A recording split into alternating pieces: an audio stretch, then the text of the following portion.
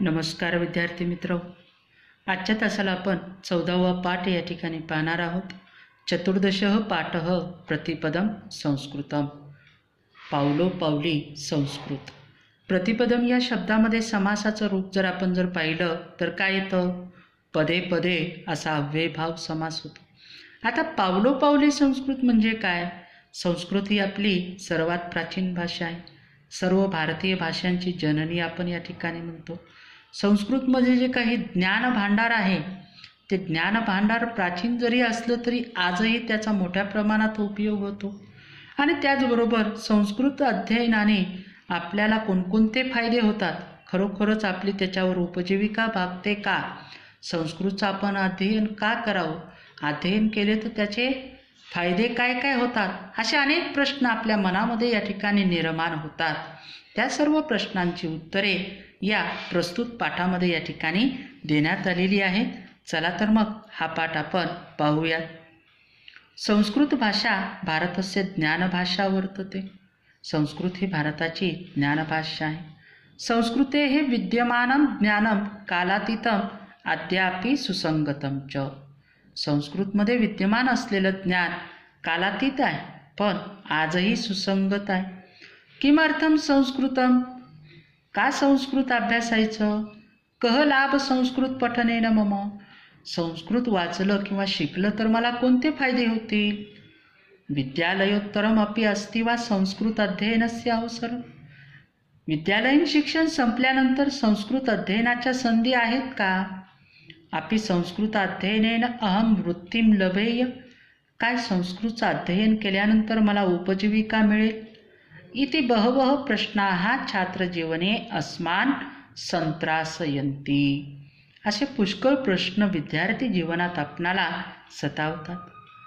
संस्कृत अध्ययनेन युगानुगुणा वृत्तीही तु लभ्यते. संस्कृतच्या अध्ययनाने काळानुसार आपणाला उपजीविकाही भेटेल. अपितु यस्मिन् क्षेत्रे वयं कार्यरताः तत्र अस्माकं गुणवत्तापि वर्धते. पण ज्या क्षेत्रामध्ये आपण कार्यरत आहोत किंवा काम करत आहोत तेथे आपली गुणवत्ता वाढते. तत् अर्थम संस्कृतम अवश्यम अध्येतव्यम. त्यासाठी अवश्य संस्कृत भाषेचं अध्ययन करावं. यः संस्कृतं सम्यक् जानाति सः एव यथार्थतया तस्य सर्वेषु क्षेत्रेषु उपयोजनं कर्तुं शक्नोति. जो संस्कृत भाषेला योग्य जाणतो तोच संस्कृत भाषेचा सर्व क्षेत्रांमध्ये योग्य पद्धतीने उपयोग करू शकतो. आता याच्यातली काही आपण रूपं पाहूयात. सुरुवातीला विद्यमानम या शब्दामध्ये कोणतं रूप आहे? विद हा चौथ्या गणातला आत्मनेपदी धातू आहे आणि कर्तरी वर्तमान कालवाचक धातू साधित विशेषण आहे. कार्यरता याच्यामध्ये सप्तमी तत्पुरुष समास आहे. त्यानंतर लभेय हे विधिलिंग प्रथम पुरुष एकवचनाचं रूप आहे.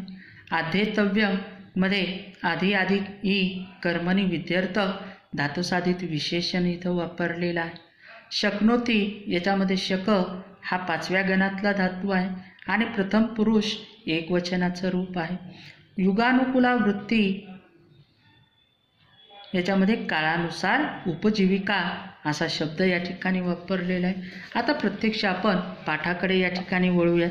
पहा, संवाद स्थलम. आता हा संवादात्मक पाठ आहे. संवाद कुठे झाला तो आपणाला सांगतोय. सुरुवातीला आपण वाचून घेऊयात.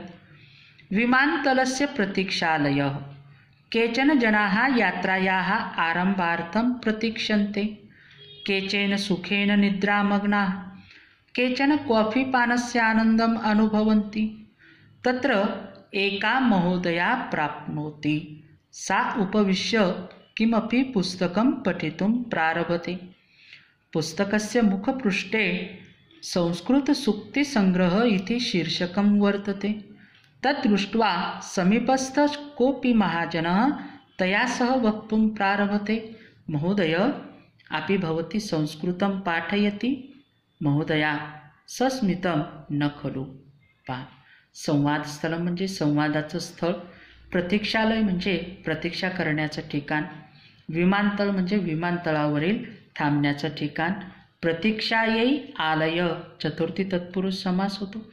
केचन म्हणजे कोणीतरी, जनाहा म्हणजे लोक, प्रथमा बहुवचन आहे, यात्रायाहा म्हणजे यात्रेची सुरुवात, आरंभार्थ म्हणजे आरंभ किंवा सुरुवात होणे, प्रतीक्षन्ते म्हणजे वाट पाहणे, प्रति अधिक ईक्ष हा आत्मनेपदी धातू आहे, पहिल्या गणातला बहुवचनी आहे, जनाहा कर्त्यानुसार क्रियापद घेतलेला आहे, सुखेन म्हणजे सुखपूर्वक, निद्रामग्ना म्हणजे झोपेत मग्न असणे, समास काय होतो, निद्रायाम मग्ना, सप्तमी तत्पुरुष समास होतो, कॉफी पान म्हणजे कॉफी पान, आनंद म्हणजे आनंद, अनुभवंती म्हणजे अनुभव घेणे, महोदया म्हणजे स्त्री, याचा समास होतो, महत या शब्दापासून हा शब्द या ठिकाणी तयार झालेला आहे, महोदया स्त्रीलिंगी आहे, प्राप्नोती म्हणजे येणे, प्र अधिक आप धातू आहे, एक वचनाचं रूप आहे, उपविश्य म्हणजे बसून, सा म्हणजे ती, किमपि म्हणजे काहीतरी, पठितो याच्यामध्ये पठ हा धातू आहे म्हणजे वाचणे, हेतुअर्थक धातुसाधित तुमंतव्य त्या ठिकाणी वापरण्यात आलेलं आहे, पुस्तकस्य म्हणजे पुस्तकाच्या, मुखपृष्ठ म्हणजे सुरुवातीचं पृष्ठ, सुक्ती म्हणजे वचनांचं, संग्रह म्हणजे संग्रह, शीर्षक म्हणजे टायटल, वर्तते म्हणजे आहे, दृष्टवा म्हणजे पाहून, समीपस्थ म्हणजे जवळ, महाजन म्हणजे एक व्यक्ती, कोणी एक, महत्पासूनच रूप तयार झालेला आहे, सह म्हणजे सोबत, वक्तुम म्हणजे बोलण्यासाठी, प्रारभत म्हणजे सुरुवात करणे, पाठयती म्हणजे शिकवणे, सस्मितम म्हणजे स्मितेनं म्हणजे स्माईल करून किंवा थोडक्यात स्मित हास्य करून पहा. संवादस्थलम विमानतळस्य प्रतीक्षालय, संवादस्थळ कुठं झालं, विमानतळावरील प्रतीक्षालय, केचन जनाः यात्रायाः आरंभार्थम प्रतीक्षन्ते, काही लोक यात्रा सुरू होण्याची वाट पाहत आहेत, केचन सुखेन निद्रामग्नाः, काही लोक सुखपूर्वक झोपलेले आहेत, केचन कॉफीपानस्य आनंदम अनुभवन्ति, काही लोक कॉफीपानाचा आनंद घेत आहेत, तत्र एका महोदया प्राप्नोति, तिथे एक स्त्री आली, तिथे एक स्त्री येऊन पोहोचते, सा उपविश्य किमपि पुस्तकं पठितुं प्रारभते, ती खाली बसून कोणते तरी पुस्तक वाचू लागते किंवा वाचण्यास सुरुवात करते, पुस्तकस्य मुखपृष्ठे संस्कृत सुक्ती संग्रह इति शीर्षकं वर्तते, पुस्तकाच्या मुखपृष्ठावर संस्कृत सुक्ती संग्रह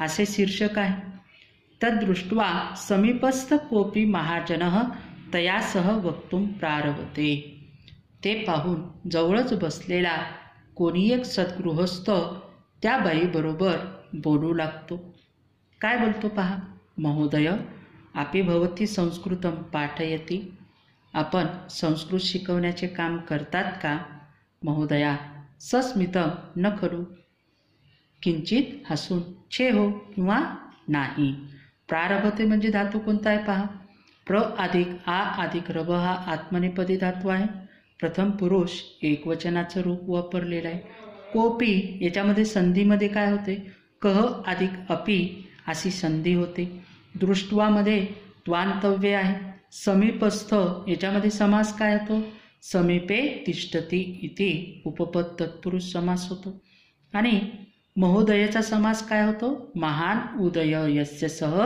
महोदय असा बहुव्रीही समास होतो. भवत्याः समीपे एतं सुभाषित संग्रहं दृष्ट्वा मया एव चिंतितम, भवत्याः समीपे म्हणजे आपल्याजवळ असलेला हा सुभाषितांचा संग्रह पाहून मला असे वाटले, काय वाटले की आपण संस्कृत शिकवत आहात, महोदया ओह यद्यपि संस्कृतं न पाठयामि तथापि अस्य पुस्तकस्य मम कार्यक्षेत्रेण सह संबंधः अस्ति,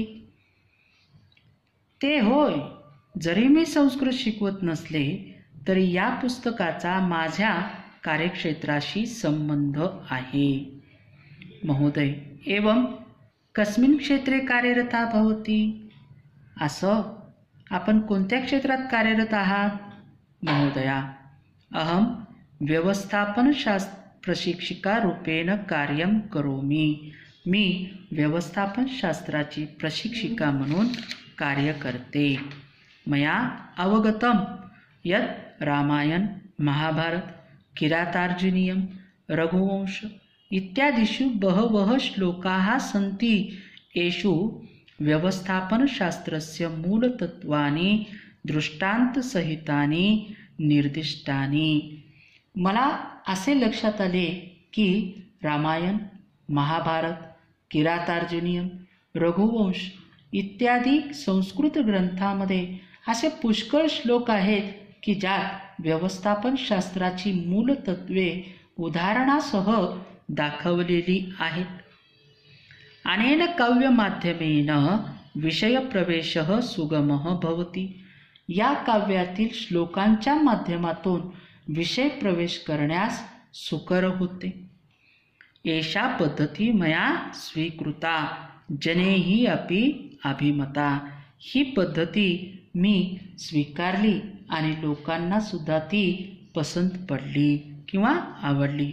अतः मया पुनरेकवारं संस्कृतभाषायाः संस्कृत काव्यादीनां च अध्ययनं प्रारब्धम्. आणि म्हणून मी पुन्हा एकदा संस्कृत भाषेचा आणि संस्कृत काव्याचा अभ्यास सुरू केला. महोदय, अहो आश्चर्यं. शालायाः अनन्तरं खण्डितं मम संस्कृताध्ययनं तत् अपि अधुना इव पुनः आरब्धम्. अहो, केवढी आश्चर्यकारक गोष्ट आहे. शाळेनंतर माझा संस्कृतचा अभ्यास थांबला होता किंवा अभ्यासात खंड पडलेला होता. तो देखील हल्लीच मी पुन्हा सुरू केलेला आहे. महोदया, कथम म्हणजे कसा काय? आता इथं आपण थांबूयात. या उतार्यामधील अगोदर सुरुवातीला व्याकरणयुक्त शब्द पाहून आपण आजचा भाग इथं थांबूयात. भवत्याः हे भवत स्त्रीलिंगी सर्वनामाचं पंचमी षष्टी एकवचनाचं रूप इथं या ठिकाणी वापरलंय. आदरार्थी सर्वनाम म्हणून या ठिकाणी आपण वापरतो. समीपे म्हणजे जवळ, चिंतितम म्हणजे विचार करणे, दृष्ट्वा म्हणजे त्वांतव्य हे तुम्हाला सांगितलेलं आहे. अवगतम म्हणजे समजणे. मया ही कर्मणीची रचना या ठिकाणी आहे. मया अवगतम. नंतरच्या तासाला आपण हा प्रयोग या ठिकाणी पाहणार आहोत. त्यानंतर पुढचा शब्द आहे अभिमता म्हणजे आवडणे. पद्धती या शब्दाचं हे विशेषण या ठिकाणी आहे. एषा पद्धती या पद्धतीचं अभिमता हे विशेषण या ठिकाणी. स्वीकृता म्हणजे स्वीकारणे. जनैरपी मध्ये संधी आहे. जनैही अधिक अपि अशी संधी त्या ठिकाणी होते. पुनरेकवारम मध्ये काय आहे? पुनः अधिक एक वारम अशी संधी होते. संस्कृत भाषायाः कोणतं रूप आहे? भाषायाः पंचमी षष्ठी एकवचनाचं रूप आहे. प्रारब्ध प्र अधिक अधिक रभधातू आहे. द्वितीया एकवचनाचं रूप आहे या ठिकाणी. शालायाः पंचमी षष्ठी एकवचन आहे. अधुनैव याच्यामध्ये संधी कोणती आहे? अधुना अधिक एव अशी संधी या ठिकाणी आहे. इथं आपण थांबूयात. पाठाचं भाषांतर समजलेलं असेल किंवा आणखीन काही अडचण जर असेल तर तुम्ही मला वैयक्तिकपणे विचारू शकता. व्हिडिओ जर आवडलेला असेल तर व्हिडिओला लाईक अँड सबस्क्राईब करा. इथे आपण थांबू. राहिलेला भाग आपण उद्याच्या तासाला पाहूयात. धन्यवाद.